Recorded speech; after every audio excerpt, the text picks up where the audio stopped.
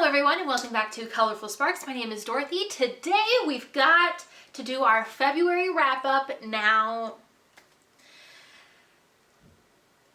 I did well, okay? I did well this month. However, I did not finish our TBR again. And I'm not going to beat myself up about it because I read a lot of pages if you think about it, but at the same time, there were a lot of days I just didn't read because we'll talk about it. So let's kick it off with the very first book of February, which is From Blood and Ash by Jennifer L. Armentrout. This was left over on the TBR from last month. This came at a very high recommendation from my friend Summer. If you don't know what From Blood and Ash is about, you haven't been on TikTok, clearly. But I'll give you the tiniest bit of synopsis without giving anything away. This follows our main character, Poppy, and she is the maiden in her world, which she kind of...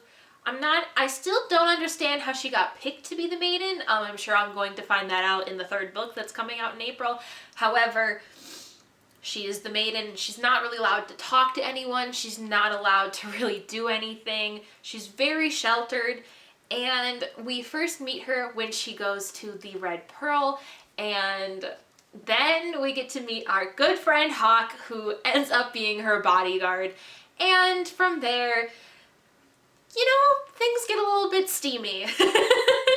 I wasn't fully prepared for jumping directly into the spice, but we did, and I'm okay with it. I really enjoyed this book. I gave this book 4 stars, mainly because it's the very first book, and we're getting all of our setup, we're getting our world building, we're getting those good character moments, and you know, I just felt like because it was the first book, I could only give it 4 stars because it's just the setup and great things are coming, and we'll talk about that in just a moment. So this is the very first book of February, which I started on January 31st, directly after I finished The Raven King, and I finished it on February 4th. As you can see, she's thick, so she really... Oh, so it took me some time to get through this, but I am very pleased that this was the very first book of February. We really kicked it off with a great one. The next book of February is A Kingdom of Flesh and Fire by Jennifer L. Armentrout. This is actually my favorite book of February that I read, and listen, it deserves it. I gave this book a 5-star read. Listen. Oh my god. I read this book in essentially 24 hours, which is astonishing because it's over 600 pages.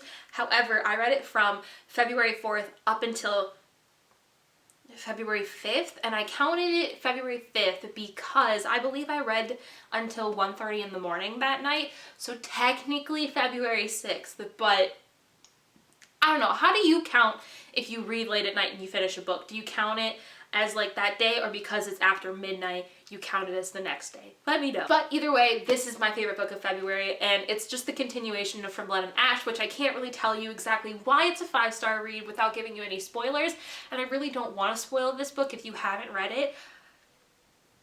I love it so much. I fell more in love with Poppy and Hawk, and Poppy is potentially one of my favorite female protagonists of this year right now, which is saying something because, as we all know, I've had many a female protagonist this year. And listen, the ending alone makes this book a 5-star read. It is such a shocking ending, as well as setting up the third book. And for the minute I finished the book, I believe I sat on my couch and about lost my mind because I was so shocked that that was how that ended, and that I had to wait 2 months before I could get the third book. And I'm still super excited for the third book. Jennifer L. Armentrout keeps posting teasers about it on Instagram, and I think if I get one more Kieran like sneak peek, I'm gonna lose my mind. Kieran is by far my favorite side character in this story, and he totally deserves it. He's amazing. He is Hawk's best friend, and listen, there's a certain scene in this book that involves Kieran, Poppy, and Hawk, and it, wow, listen, this book is also spicy. there's a lot in here, and I really enjoyed it, but I cannot wait for the third book. Jennifer L. Armentrout very quickly became one of my authors that I have to read, like, immediately when she releases a new book. Specifically this series. I haven't checked out any of her other series yet, but I'm working on it.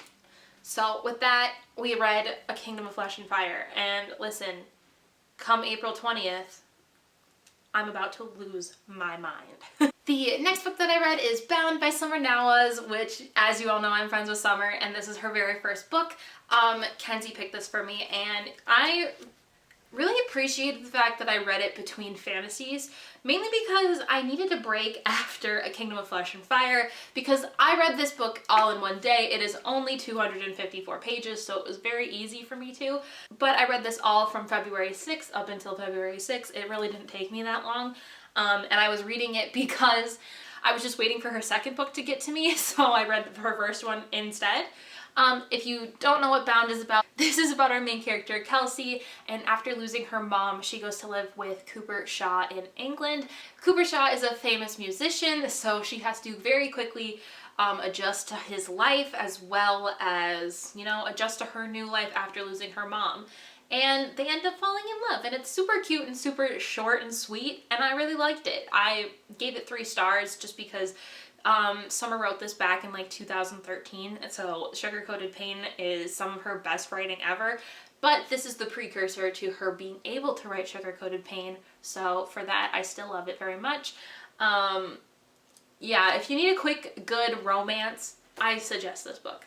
The next book that I read in February, by absolutely no surprise, is A Court of Silver Flames by Sarah J. Maas. You know I was excited for this book to come out, and I'm sure if you've already seen the reading vlog that I did, you'll know some of my reactions to it. And I read all of this book the day it came out on February 16th, by absolutely no surprise. I really powered through the 757 pages. However, I did end up giving this book 4 stars. The main reason is the fact that there were some narrative choices that happened in this book that I really didn't like on, So the copy that I have doesn't have any bonus chapters in it, and I really like this without any bonus chapters. Now, that is not to say that I haven't read the bonus chapters, because I have, and I think if you don't read the bonus chapters, your concept of this book would be a lot higher. But because I've read those bonus chapters, I know what else happens in this timeline, and I'm not 100% sold on it, mainly because there is a bonus chapter in Asriel's point of view, and the way that he talks in it is not showcasing him in a pleasing light at all. You can all argue with me however you want, but I feel like I didn't need that chapter, and especially because I didn't read any of the bonus chapters while reading this, it kind of ruined some moments for me in the book, and I really wish I hadn't have gone and looked for them. But thinking about this without the bonus chapters is also very hard for me, because I know what happens in them. So I also know what happens in this book, and it just kind of tainted it a little bit. However, that is not to say that this book without bonus chapters isn't really, really good, because it is.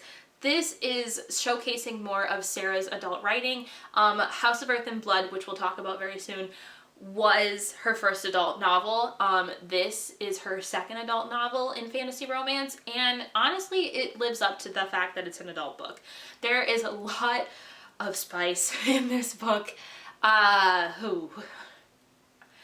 was shocked a little bit by how much there was, but at the same time I kind of understood it, because this follows Nesta, and listen, Nesta is not Feyre by any means, and that's totally fine. I don't want her to be Feyre. After spending an entire book in Nesta's POV, I kind of like Nesta better. Sorry, not sorry. But there's a reason for that, and I can't really tell you without spoiling things. But I also ended up liking Cassian more, because we also spend so much more time with Cassian. And honestly,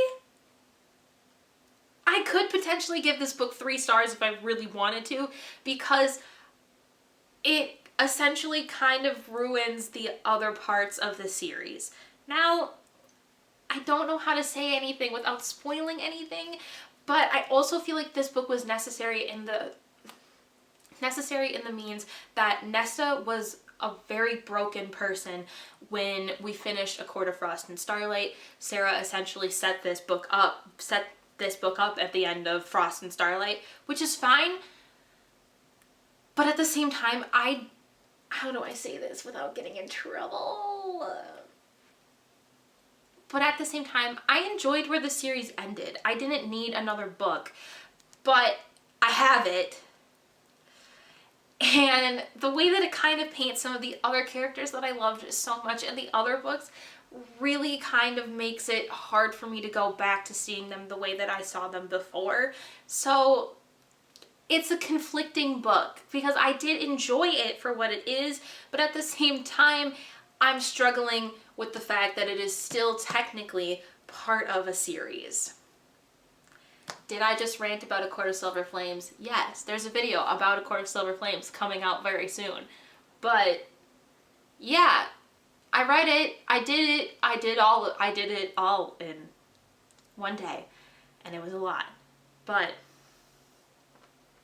here she is, she's out, and now I have her on my shelf. That's all. The next book that I finished this month is also by Sarah J Maas, and that is House of Earth and Blood, which is the very first book in the Crescent City series. I read this book starting on February 12th, and then I stopped reading it to read A Court of Silver Flames, and then I picked it back up and I finished it on February 20th.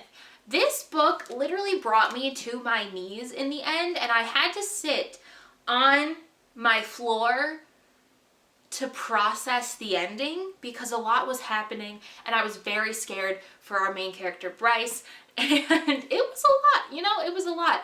I gave this book 5 stars and it totally deserves it. This set up amazing characters.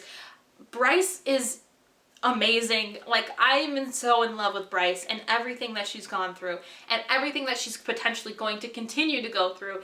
And the way that she handles herself alone is just amazing. There's a particular moment in this book, and there's also a video coming about this book as well.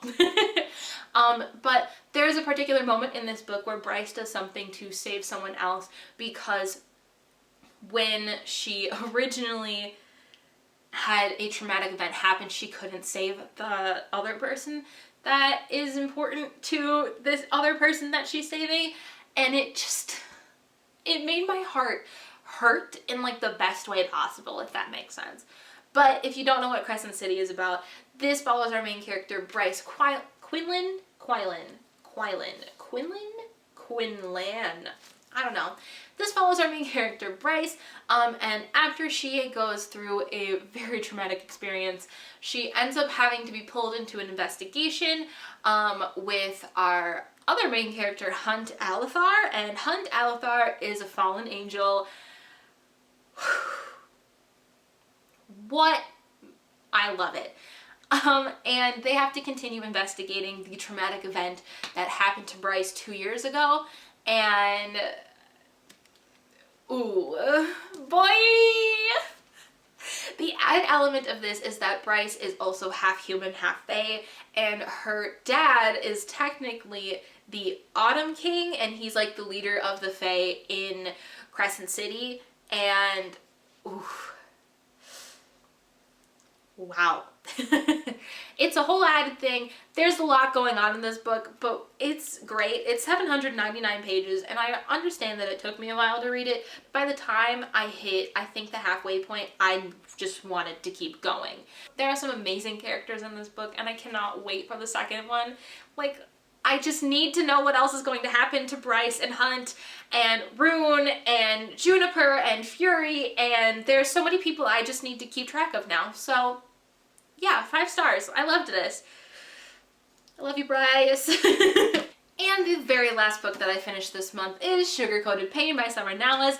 This is Summer's second book. I've talked about it so much at this point, and I've probably talked your ears off about it, but I don't make any apologies for that. I started this book on February 7th, and I did not finish it because I kept putting it down and kept picking it back up until February 27th. So yeah, your girl, I was super excited, and then there were so many other things to read. But I finished her anyways. This book comes in at 4 stars. I really love Noelle and Carson. So this book follows our main character, Noelle Simon, after she ends up running into our other main character, Carson Hayes, at an illegal boxing match that her sister Beverly takes her to. And you know, things go from there and they end up falling in love, and I just, listen, this book very much so brings back the days when Summer was writing on Tumblr, and I loved reading this story in real time when it was coming out on Tumblr, and it brought back all of the good feels from that time. It brought back so many memories of the first times that Summer and I were talking, and I can still remember the moment that Summer put up the moment that Noelle and Carson finally kiss, and I read it immediately. No, I think I was in class, and I literally put down everything I was doing and read it in class, and immediately messaged her and said, holy shit, they finally kissed, are you kidding me? And she went, this is nothing. And I was like, yes, this is a kind of, if I think about it correctly, this is kind of the reason Summer and I became friends, is because of this book. Well, you know, and I just, it brings back so many great memories, and it brings back so many great feelings about Summer and I becoming friends, and I just have so much love in my heart for this book. If you need something that's gonna just blow your socks off with a little bit of romance, a little bit of illegal boxing, and, you know, just some great writing, I highly recommend you pick up Sugar Coated Pain. I love it so much. I love Summer so much, but we've talked about her so much at this point. Like, it's I am essentially Summer's hype woman, and it's fine. You know, it's fine at this point. So those are all the books that I read, which means that I did not read Serpent and Dove, Blood and Honey, The Ravens, Star Daughter, The Hate U Give, and Becoming by Michelle Obama. Now, as for Becoming, I'm halfway through the audiobook right now. I kind of kept forgetting to listen to it, if I'm going to be completely honest. But I'm hopefully going to be finishing that in March. Mainly because I've been putting it on while I've been doing housework, or while I'm writing, or even while I'm in the middle of bullet journaling. It's been nice to listen to, and I really feel like I just have my own Michelle Obama podcast when I'm listening to it. We're finally in the moments where Barack is starting to run for president, and I'm really interested in the rest of the book because this is only halfway, which means we're going to talk about him being president, Michelle's feelings about that, and I didn't think I'd actually enjoy an audiobook, but here I am, loving listening to Michelle Obama talk to me about her life. And I will make one quick note. I did kind of technically start Serpent and Dove before I started Sugar Coated Pain. I read maybe 50 pages, maybe not even 50 pages. I don't want to give myself the full 50 pages if I didn't read 50 pages. And I was kind of not into the pacing of it, so it made it really hard to keep wanting to read. And it especially got harder once Sugar Coated Pain arrived and I really wanted to read it, so one day I'll get there. None of these books are going to be carrying over into the March TBR. I'm trying to read 12 books in March and I can't even read 10, so we'll see. But now I'm going to tell you guys about my favorite quotes that I read from all of the books this month, and listen. There's a particular quote from this book that is kind of a spoiler, and I'm gonna have to change something to read it to you without spoiling anything, okay? Okay, glad we had that talk real quick. So starting us off, I am going to be going in order of when I read them. So we'll first start with my favorite quote from Blood and Ash, which is, "Some truths do nothing but destroy and decay what they do not obliterate. Truths do not always set one free. Only a fool who has spent their entire life being fed lies believes that." I can't tell you enough how much I love Poppy and Hawk. But anyways, continuing on. And my favorite quote from A Kingdom of Flesh and Fire is, "I don't want to pretend," I whispered. "I'm Poppy and you're Hawk and this is real." And then my favorite quote from A Court of Silver Flames is the first time I saw that look on your face, you were still human, and I nearly went to my knees before you. Cassian! Listen, the way Cassian talks, I could swoon at the thought of Cassian talking to me. I think I just did. Oh well. And then my favorite quote from A House of Earth and Blood is, "Through love, all is possible." Oh, it's such a good quote, and it's such a basic quote from the book. I'm sure there are so many more, and I wrote down many more in my review, but I just love that one because it really encompasses everything about the book. And then we've got Bound, which my favorite quote from Bound is, "You know I've got you," which really showcases the relationship between Cooper and Kelsey. You have to read Bound to understand why I believe that, but it's fine. It makes you need to read Bound. And my favorite quote from Sugar Coated Pain is, "Her fruity, wonderful scent lingered in his apartment, just a whiff of the girl who Carson wished hadn't left." Summer writes so well, I can't even begin to tell you. But those are all of the quotes of the month, my favorite book of the month, all of the books I read this month, and we need to tally up all of the pages I read this month. Hold on. So that gives us a grand total of 3,468 pages this month. I would say that's a pretty good amount of pages for only 6 books. Well, it's because all of the other ones were very long. I think the shortest book of the month was Bound, which comes in at 254 pages, and the longest book of the month was House of Earth and Blood, which comes in at 799 pages. Who am I? I'm reading so many books. But if you guys like this video, make sure to give it a thumbs up. Let me know in the comments down below what you read this month, what your thoughts are on what I read this month. If you think any of the books I didn't get to in this TBR this month should be carried over into another month. And if you guys like this content, make sure to subscribe. I post videos every single Friday at 4 p.m. Central, and I'll see you guys later. Bye! And Cooper Shaw is a famous musician. And my favorite quote from